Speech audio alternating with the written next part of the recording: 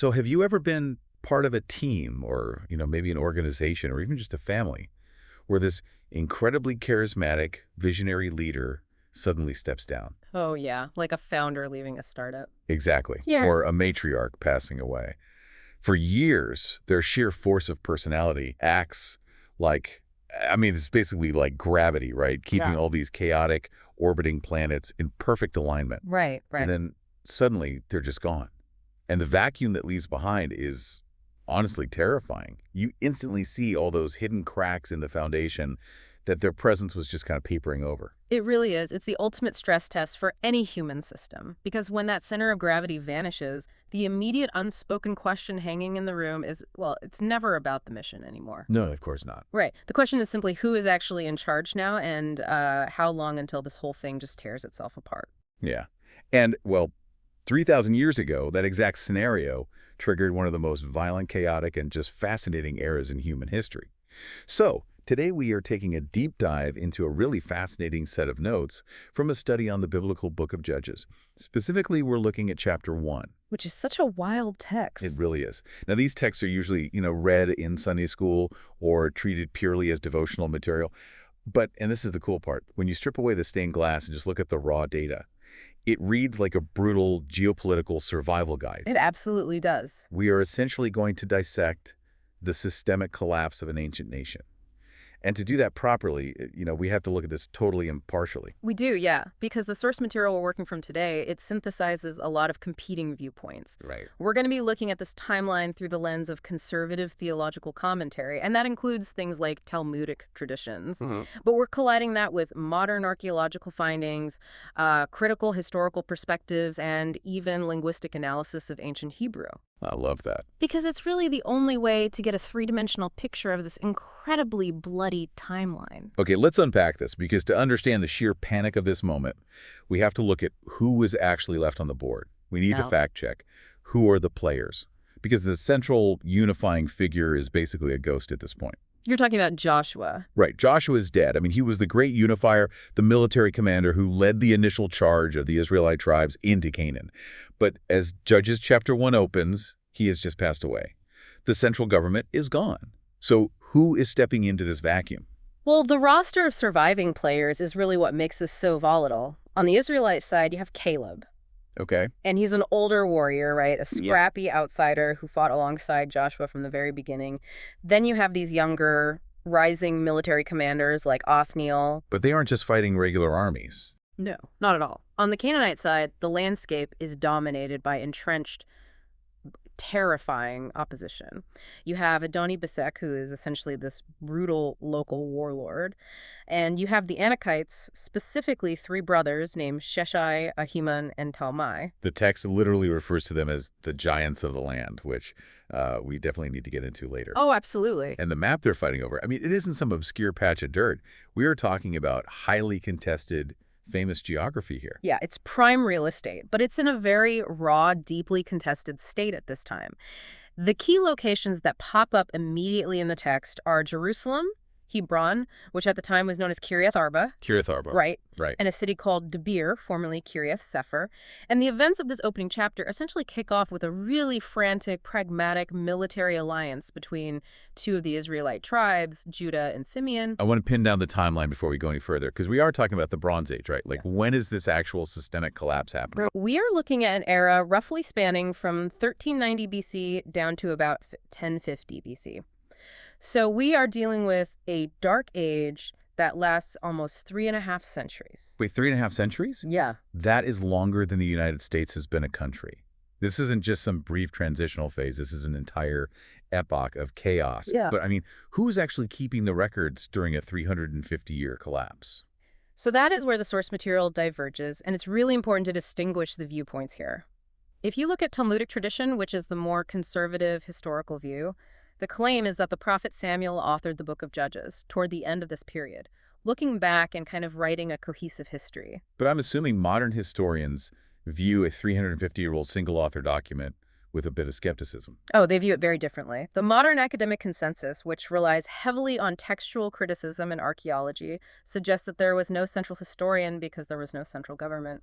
Makes sense. What you had were isolated regional oral traditions, individual tribes passing down these heroic, violent campfire stories about their specific local warlords.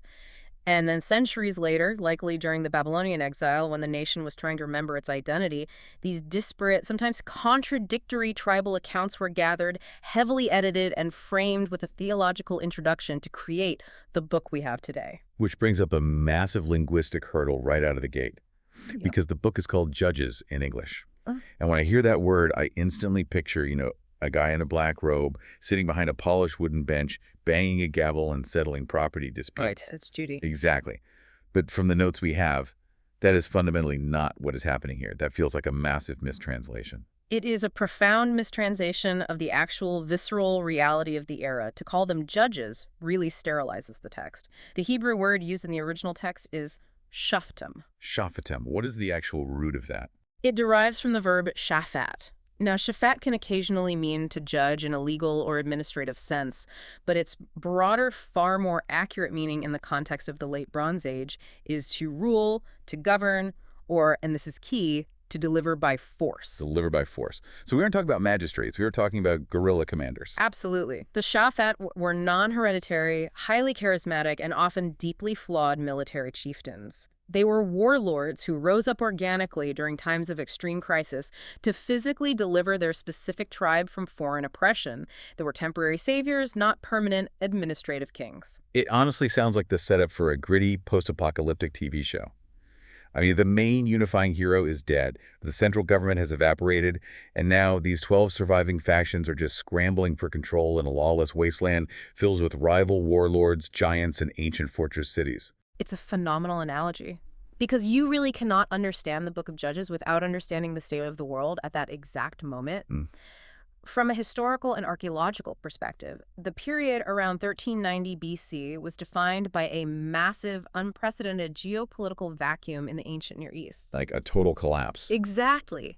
This was a world where the superpowers had simply ceased to function. Hold on, though. Superpowers don't just vanish overnight. What actually happened to the big players on the board? Well, for centuries, the Levant, which encompasses modern-day Israel, Lebanon, and Syria, it was the ultimate global battleground. It was the buffer zone between two massive hegemonic empires. Okay. To the south, you had the Egyptian Empire, projecting incredible wealth and military might. And to the north, up in modern-day Turkey, you had the mighty Hittite Empire. Right, the Hittites. Yeah, so if you were a small tribe living between them, you were either paying tribute to Egypt or paying tribute to the Hittites, or you were just being crushed under their chariot wheels. You were the grass while the elephants fought. Perfectly said. But right around the time the Israelite tribes are entering Canaan, both of those elephants suffer catastrophic systemic decline. Historians refer to this as the Late Bronze Age collapse. And it is one of the most terrifying mysteries in human history. Okay, let's unpack that. Because Egypt was practically invincible. How do they just lose their grip on Canaan? So, post-Ramses, Egypt experienced this perfect storm of internal corruption, economic stagnation, and severe climate disruptions, likely prolonged droughts that totally destroyed their agricultural base. Oh, wow. They simply could no longer afford to project power. They couldn't maintain the expensive military garrisons they had stationed up in Canaan, so they pulled their troops back to the Nile just to protect their core territory. So the southern threat basically evaporates. What about the Hittites in the north? The Hittites didn't just recede, they were completely wiped off the map. Their capital city was burned to the ground, and their empire literally fractured into dust. Just gone. Gone. And this dual collapse created a rare, once-in-a-millennium geopolitical blind spot. The overarching imperial security apparatus was just gone. That is the only reason a loose confederation of tribes like Israel could even attempt to migrate into Canaan and settle. If Egypt or the Hittites were at full strength, the Israelites would have been annihilated by an imperial standing army within a month. See, here's where it gets really interesting, though. Because the Hittites didn't just quietly fade away from a drought. Their collapse triggered what the source material describes as the most consequential case of ancient corporate espionage in human history. Yes, it is a world-changing tech leak.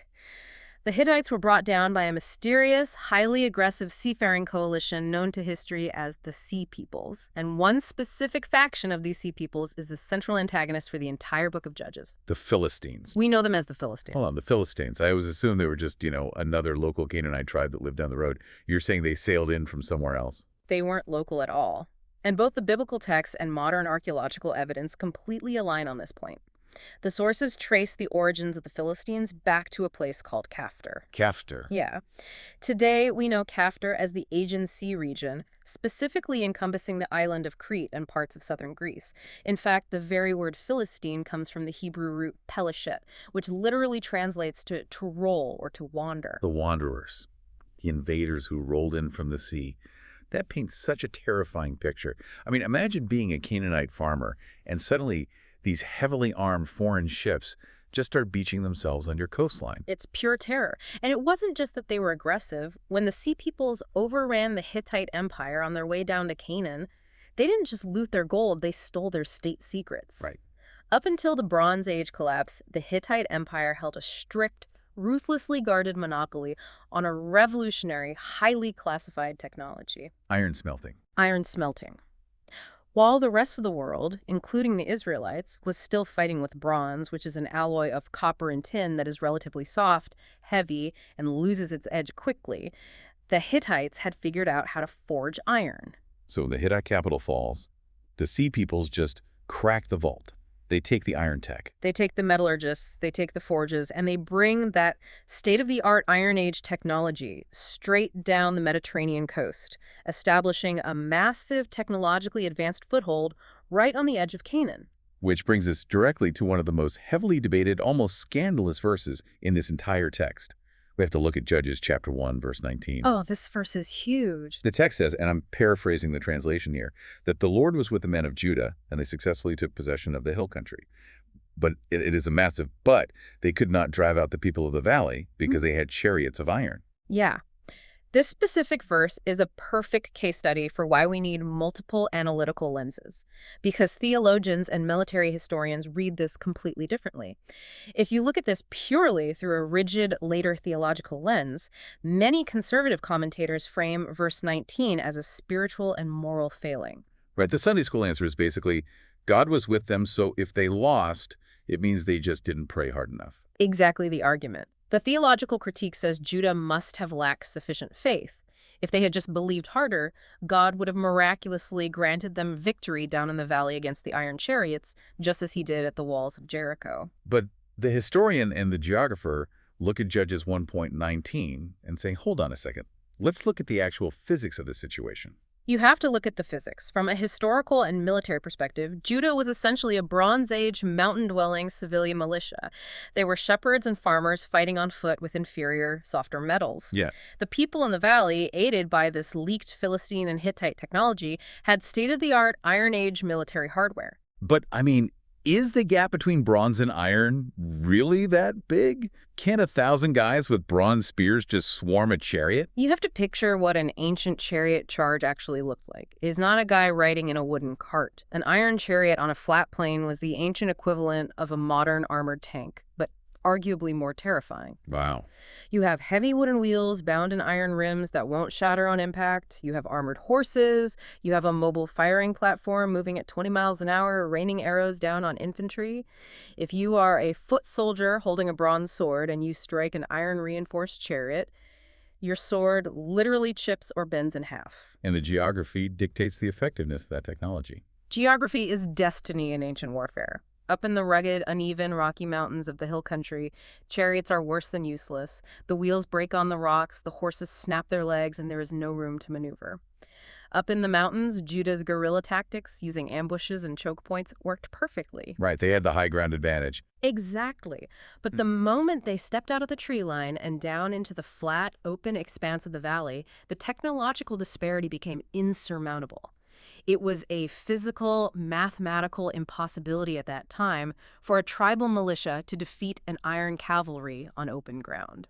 You know, the notes we are analyzing draw a really brilliant parallel here, comparing the world building of J.R.R. Tolkien to C.S. Lewis. Oh. And I love this because it frames exactly how we should read the biblical text. It's a great comparison. With Lewis, when you read Narnia, the world building is very conceptual. It's highly allegorical. It's driven entirely by magic and theology. If Aslan is there, the good guys win, regardless of the physics.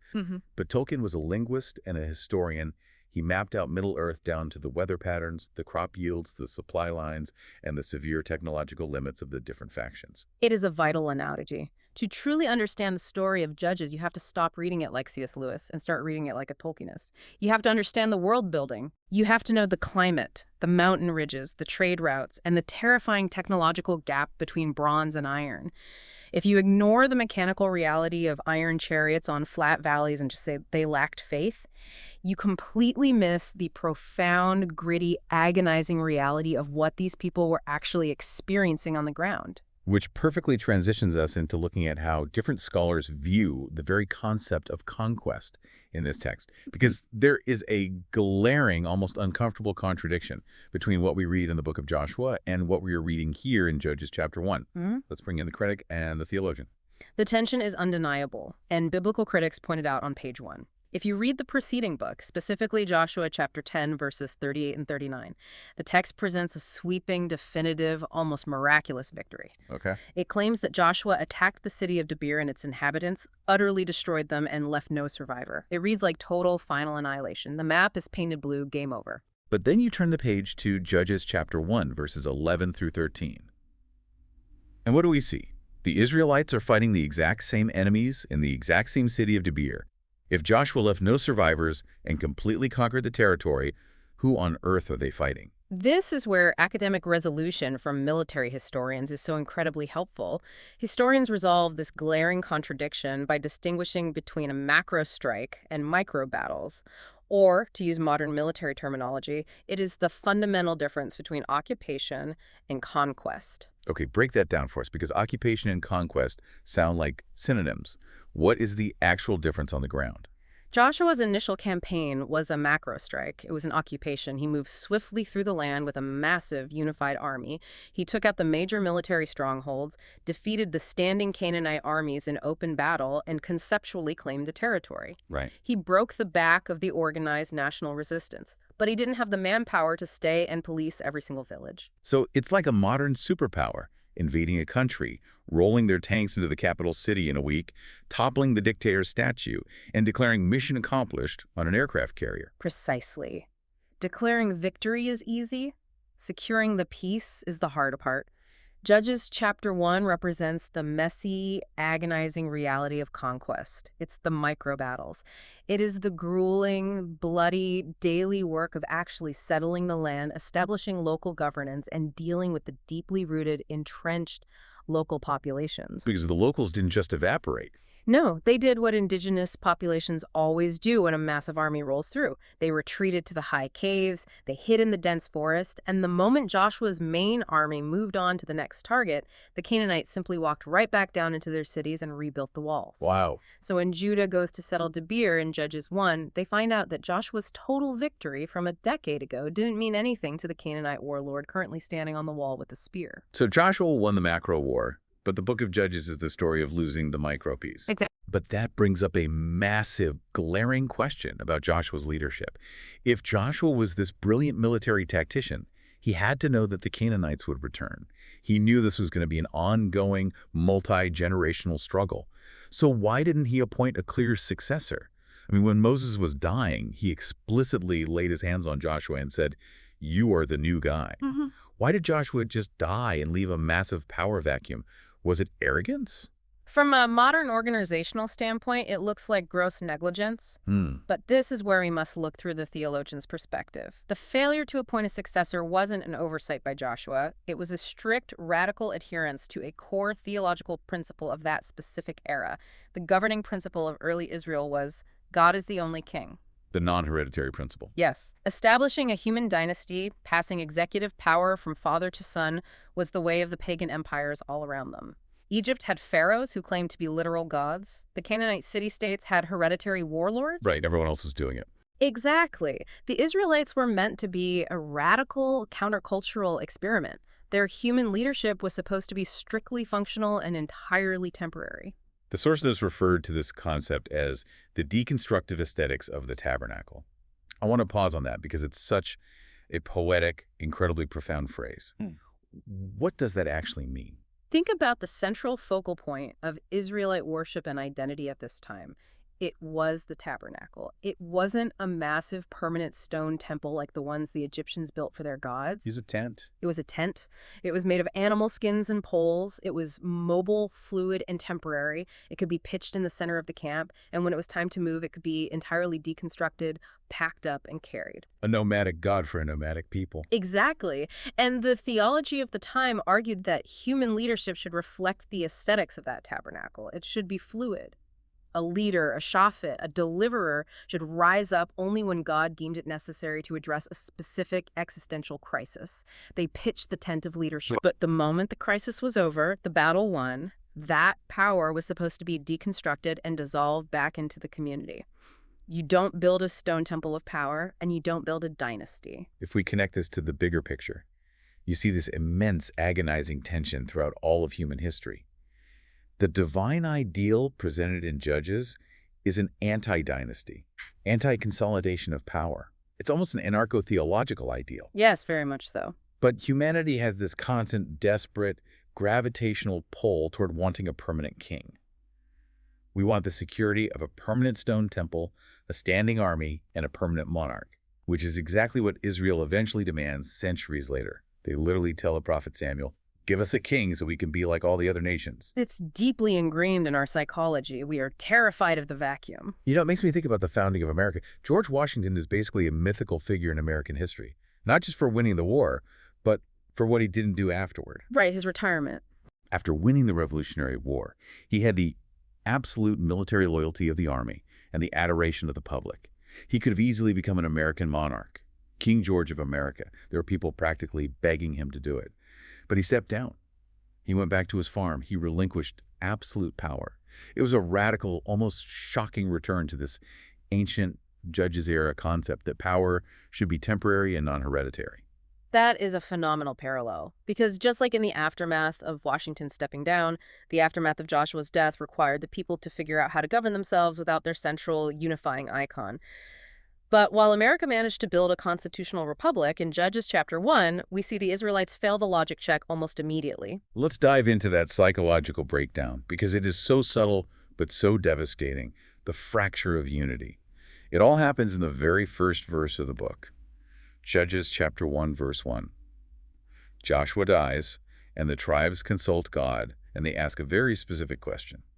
Who will go up first to fight against the Canaanites?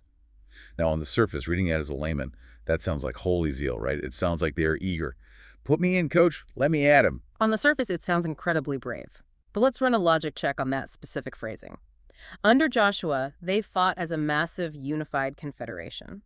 When the city of Jericho was attacked, all 12 tribes marched around the walls together. When they fought the Northern Alliance, they fought as one unit. Right, total unity. Now, the moment the unifying leader is gone, the question they ask isn't, where should we strike together? The question is, who goes first? Oh, wow. It's a game of chicken. It is a deadly, cynical game of chicken. Who goes first actually translates to who is going to risk their own tribal lives, their own sons, and their own resources, while the rest of us hang back and watch to see if it's safe. That is so dark. It is the exact moment the national unity fractures. They have shifted instantly from a collective national mission to a mindset of localized self-preservation and division. And there is a linguistic nuance in the Hebrew here that makes that question even darker. They ask, who will go up first? Why is there a directional emphasis on up? Because of the brutal military reality of the geography we discussed earlier, ancient Canaanite cities weren't built in the valleys. They were highly fortified and built on hills, mountain ridges, and plateaus for defense. To attack a Canaanite city, you literally had to march uphill. You are fighting gravity. You are marching into a severe tactical disadvantage. You are trudging up a steep incline, exhausted, carrying weapons, against fortified stone walls where the enemy has the high ground and is raining arrows and rocks down on you. So in their military jargon, going up meant volunteering for a meat grinder. No one wanted to be the first tribe to bleed on the slopes. Which forces them into some very calculated, almost cutthroat political maneuvering. Let's look at this through the geographer's perspective. In Judges chapter 1, verses 3 and 4, the tribe of Judah is told to go first. But Judah doesn't just march out. Judah immediately turns to another specific tribe, Simeon, and says, "Come up with me into the territory allotted to me, and I in turn will go with you into yours." Right. Now, reading that casually, it sounds like beautiful brotherly teamwork. But geographically, there is a much more pragmatic, almost forced reason for this alliance, isn't there? It wasn't brotherly love at all. It was pure, brutal, strategic necessity. If you look at an ancient tribal map of Canaan, the territory allotted to the tribe of Judah was in the deep south. Their borders were incredibly vast and incredibly vulnerable. They bordered the aggressive Philistines to the west and the hostile, lawless desert wilderness to the south. Okay. Now, where was Simeon's land located? I'm looking at the notes, and this is wild. Simeon's allotted land didn't have its own distinct external borders. It was entirely enveloped within Judah's territory. They were a landlocked enclave. They were an enclave. Simeon lived entirely inside Judah's backyard. So from a geographer's insight, Judah's proposition to Simeon wasn't just, hey, let's be friends and help each other out. It was a mafia-style offer they couldn't refuse. Like a threat. Judah was basically saying, we have a massive southern defense line to secure against the Philistines and the Canaanites. You live inside our borders. If our walls fall, your cities burn. So you don't get to sit this out. You are going to bleed with us to secure this flank. It's a defense pact born out of shared, inescapable vulnerability. Mm-hmm. You are human shields as much as you are allies. But I want to look at the history of these two specific tribes, because the etiology, the origin of their names and their family history adds such a dark psychological layer to this alliance. What do the names Judah and Simeon actually mean? To understand the psychology, you have to go all the way back to the book of Genesis, to the complex, deeply painful domestic dynamic between the patriarch Jacob and his unloved wife Leah. Leah names her fourth son Judah, which comes from the Hebrew root yada, meaning praise. By the time she had her fourth son, she had essentially given up trying to win her husband's affection through childbearing and declared she would just praise God. A tragic, though somewhat beautiful origin. But Simeon is a completely different story. Simeon is Leah's second son. The name comes from the root shama, which means to hear or to listen. Leah named him that because she said, "The Lord heard that I am not loved." But Simeon's legacy in the biblical narrative is absolutely not about listening quietly. Simeon's history is incredibly violent. Extremely violent. If you trace Simeon's character arc back to Genesis chapter 34, Simeon and his brother Levi are the ones who orchestrate the infamous, treacherous massacre at the city of Shechem. Oh, the revenge story. Right. Their sister Dinah is assaulted by a prince of Shechem. In response, Simeon and Levi use a religious rite circumcision to physically disable the entire male population of the city. While the men are recovering and feverish, Simeon and Levi walk into the city and slaughter them all in cold blood to avenge their sister. It's horrifying. It was so brutal that even their father, Jacob, on his deathbed, curses Simeon's fierce, uncontrollable anger and calls his swords weapons of violence. So knowing the dark, blood-soaked history, Judah's invitation to Simeon becomes a piece of cynical, political brilliance. Judah is looking at Simeon saying, look, you live right in the middle of my territory. I know your family history. I know you love violence. I know you have a thirst for warfare and a short temper.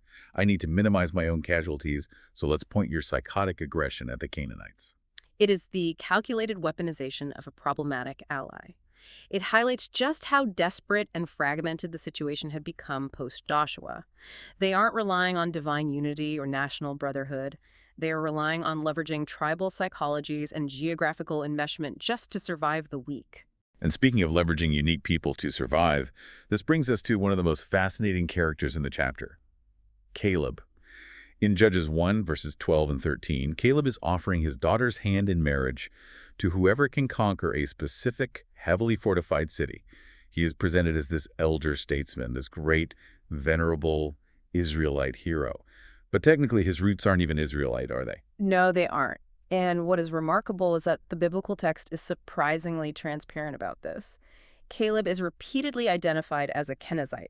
The Kenizzites were an ethnic group that traced their lineage back to Edom. They were outsiders. Exactly. They were technically outside the core genetic bloodline of the 12 tribes of Israel. He was a foreigner who had integrated into the community. And his name, I read this in the notes and couldn't believe it, his name literally translates to dog. Yes, Caleb in Hebrew. And you have to understand the cultural context. In the ancient Near East, dogs were not beloved golden retrievers sleeping at the foot of the bed. They were feral pariahs. They were street scavengers. To be named dog was a marker of being an outsider, a servant, someone of low status. But dogs were also known to be fiercely loyal and scrappy. Caleb is the ultimate scrappy outsider. He integrated into the tribe of Judah, survived 40 years of wandering in the wilderness, and ended up doing some of the heaviest, most brutal lifting in the actual physical conquest of the land. But despite all his heroics, despite being the guy they rely on to take the hardest targets, how did the society view him in terms of leadership? That is the tragedy of Caleb. Because of his Kenizzite lineage, he was forever excluded from being the central national leader. He could be their greatest general, he could be their attack dog, but he could never be the king. It's the classic trope of the indispensable outsider. The society is perfectly happy to let the dog do the dirty work, bleed for them, and clear the mountains, but he is never fully allowed into the inner circle of power, which perfectly segues into the dirty work itself. Because Ch1 is not a sanitized, PG-rated story. The reality on the ground is incredibly gruesome. Let's look at the warlord Adoni-Besek in verses 4 through 7. Adoni-Besek is actually a title more than a given name. It literally translates to Lord of Besek. He is a local Canaanite warlord who goes up against this new Judah-Simeon alliance, and his forces are decisively defeated. He tries to flee, but they run him down and capture him. Right. But it's what the Israelites do after his capture that is so visually striking and horrifying. They don't just execute him, they pin him down and physically cut off his thumbs and his big toes. Why that specific mutilation? I mean, as a modern reader, it feels so arbitrary and excessively cruel. Why not just kill him or blind him? It is incredibly cruel, but it is anything but arbitrary. In the ancient Bronze and Iron Age world, warfare was intensely physical and hand-to-hand. If you cut off a man's thumbs, he can no longer grip the hilt of a sword. He can't draw the tension of a bowstring. He can't hold a shield. Wow, okay. And if you cut off his big toes, you completely destroy his physical equilibrium. He can no longer balance on uneven terrain. He can't plant his feet to swing a weapon, and he certainly can't run. It's a physiological decommissioning. Exactly that. It is a highly calculated mutilation designed to permanently, physically retire a warrior from the battlefield. You leave them alive as a humiliated, crippled warning to other warlords.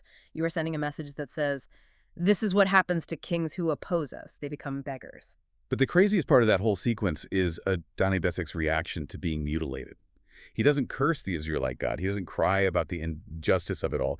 He confesses. He looks down at his bloody hands and says, 70 kings with their thumbs and big toes cut off used to pick up scraps under my table. Now God has paid me back for what I did to them. That confession is an incredible window into the prevailing geopolitical culture of Canaan at the time. It highlights what historians often call the springtime of warring states vibe. This wasn't a peaceful utopian land of farmers that was suddenly invaded by aggressive, violent Israelites. It was brutal. Canaan was a lawless, hyper-violent ecosystem of petty, sadistic warlords constantly maiming, torturing, and conquering each other. Adoni-Besek sees his mutilation not as a unique, shocking injustice, but as the grim, inevitable karma of the brutal system he himself designed and perpetuated. It is divine retribution enacted entirely through the cultural, violent language of the era. It's poetic justice in the darkest, most visceral sense of the term. You lived by the sword, you lose your thumbs to the sword, and Judah's momentum continues after this. In verse 10, they march against Hebron, which was formerly known as Kiriath Arba, and the text specifically names the three Canaanite leaders they defeat: Shishai, Ahiman, and Talmai. Right, the three brothers. Now, for the casual reader skimming the chapter, those are just random, hard-to-pronounce biblical names. But those three names have massive historical and psychological weight in the biblical narrative, don't they? They carry immense generational psychological weight. Shishai, Ahiman, and Talmai are the exact same Anakites, the legendary race of giants that were mentioned decades earlier in the book of Numbers, chapter 13. Wait, Numbers 13. This is the famous scouting mission, right? When Moses sent the 12 spies into the land of Canaan to see if they could conquer it. That's the one. When the 12 spies first scouted Canaan 40 years prior, they snuck into Hebron, and they saw these specific Anakite leaders. And the spies were so terrified by the sheer physical size and military presence of these giants that 10 of the spies came back to Moses and the camp and induced a complete national panic. They famously said, "We seemed like grasshoppers in our own eyes, and we looked the same to them." The grasshopper complex? They were completely psychologically broken by the sight of Shishai, Ahiman, and Talmai. And that specific fear, that psychological break, caused a rebellion that delayed the Israelites' entry into the land for 40 years. An entire generation died in the wilderness because they were too afraid to fight those three specific men. So when the text casually mentions that Judah marched in and defeated Shishai, Ahiman, and Talmai in Judges 1, I mean, that is the closing of a multi-generational trauma loop. The children are finally slaying the actual boogeymen that haunted and broke their parents' generation. It represents a massive psychological victory for the new generation. It shows that the conquest, however messy and incomplete it was in the valleys, was still capable of overcoming the deepest, most entrenched fears of the nation up in the hill country. And the conquest wasn't just about killing giants and cutting off thumbs. It was also about capturing infrastructure. Let's look at verse 11. They march against a city called Debir, but the text notes that Debir used to be known as Kiriath Sefer. And the translation of Kiriath Sefer is fascinating. What does that mean? It translates literally from the ancient Canaanite as the city of books, or the city of records. The city of books in 1390 BC. We are talking about the Bronze Age. What does that imply? What kind of books are we talking about? It completely upends the idea that the Canaanites were just primitive tribes in huts. It implies that the Canaanite civilization in the south was highly developed and administratively complex. Kiriath Sefer likely functioned as an ancient regional hub of administration, knowledge, and language. Think of it like a miniature Bronze Age version of the Library of Alexandria or a regional Pentagon. So they weren't capturing paperbacks. What was in this library? They would have housed administrative records, legal contracts, property deeds, tax ledgers, and diplomatic correspondence between Canaanite kings and the Egyptian Empire. These would have been written on clay tablets in cuneiform or perhaps early papyrus. That's credible. Capturing the city of books meant capturing the intelligence network and the administrative heart of that entire southern region. It wasn't just brute force, it was a strategic dismantling of the Canaanite bureaucratic infrastructure. If you own the records, you own the land disputes. You own the history. Okay, we have covered a massive amount of ground today.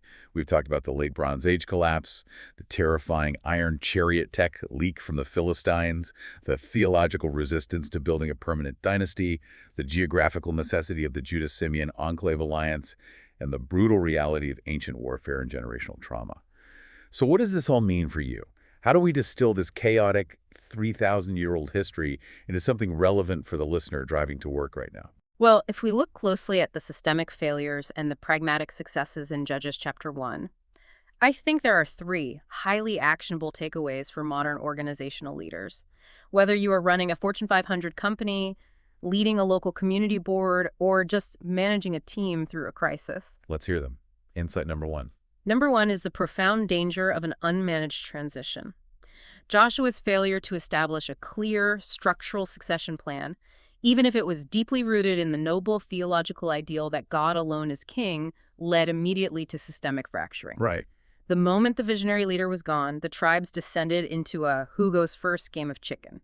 They immediately defaulted to a self-preservation mindset. That is painfully relevant. I've seen that happen in startups when the charismatic founder suddenly steps down or is forced out. If there isn't a clear successor, it immediately turns into a political knife fight in the C-suite. The lesson is that structural clarity is essential. Noble ideals and shared values cannot replace the practical necessity of a clear chain of command during a period of transition. If you don't actively manage the transition of power, human nature will always default to division and self-interest. Okay, insight number two. Insight number two is that strategic alliances must reflect geographical reality, not just ideology. Just look at Judah and Simeon. They didn't ally because of warm, fuzzy feelings or shared theological zeal. They allied because Simeon's territory was physically enveloped within Judah's. Yeah, the human shields. They shared a border, they shared vulnerabilities, and they shared the same existential threats from the Philistines. Modern leaders must form alliances based on shared geography, meaning overlapping markets, shared operational goals, and mutual threats. Right. During resource-scarce periods, you don't ally with the company or the person you like the most. You ally with the person who has just as much to lose as you do if the project fails. You ally with the person inside your walls. Exactly. And finally, insight number three. The third insight is understanding the critical, fundamental difference between occupation and conquest. Launching a project, securing the initial round of funding, or achieving a major PR victory that is occupation. That is Joshua taking the capital city and declaring victory. It's the macro strike. Right. It feels No. great, and you can put it on a plaque. But the gritty daily work required to actually sustain that project, to integrate it into the market, to deal with the entrenched, unexpected problems that arise months later, that is conquest, it is the micro battles. Too many leaders confuse a successful launch with a completed mission. They walk away after the occupation, leaving their teams to bleed in the messy reality of the conquest. You cannot just cut the ribbon, pop the champagne, and walk away. No. You have to stay and fight the micro battles in the valleys. That is incredibly profound. And this raises an important question, connecting this ancient Bronze Age history directly to the geopolitical realities of our own time. Let's bring it home. The source material we analyze points out that we are currently living in an era that feels remarkably similar to the Book of Judges. We are in a highly transitional, confusing era, torn between competing global influences. Political scientists often refer to the fading Pax Americana and the rising tension of a potential Pax Sinica, or a multipolar world. Yeah, we see it in the news every day. Just like the late Bronze Age collapse of the Egyptian and Hittite empires, we are watching the tectonic plates of global power shift, creating massive geopolitical, economic, and technological vacuums. The superpowers are fading, the old rules don't apply anymore, and the landscape is fracturing. And the question for you as you navigate this rapidly changing world is this. When the superpowers in your own life, your industry, or your economy start to fade, and the familiar structures around you begin to fracture, what is your response? Do you adapt, leverage your shared geography, and forge the necessary pragmatic alliances to secure your future? Or do you retreat to the mountains, paralyzed by the fear of the new iron chariots waiting in the valley below? Do you retreat, or do you forge alliances and face the iron? That is the question of the hour. Thank you for taking this deep dive with us. We'll be back next time as we continue to explore the messy, fascinating realities of history.